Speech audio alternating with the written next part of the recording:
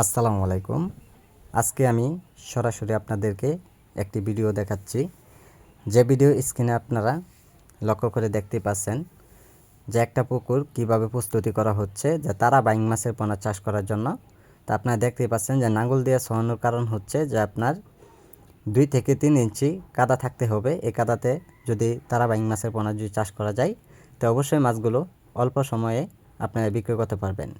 তো সম্মানিত ভিউয়ার্স, এখন আপনারা দেখবেন যে একটা মাছের সাইজ অনুযায়ী কীরকম পরিমাণ।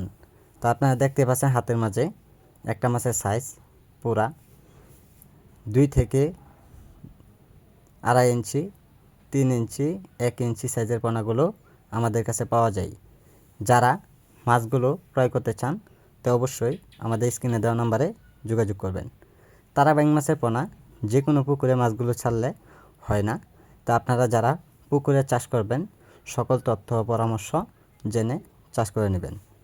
তো সম্মানিত ভিউয়ার্স, এইগুলো মাছের পোনা আমরা দেশের যে কোনো প্রান্তেই দেওয়া হচ্ছে অক্সিজেনের সাহায্যে। আর আপনাদেরকে আমি দেখাবো পুকুরে কিভাবে পানি দিতে হয়। তা আপনারা দেখতে পাচ্ছেন যে পুকুরে পানি দেওয়া হচ্ছে।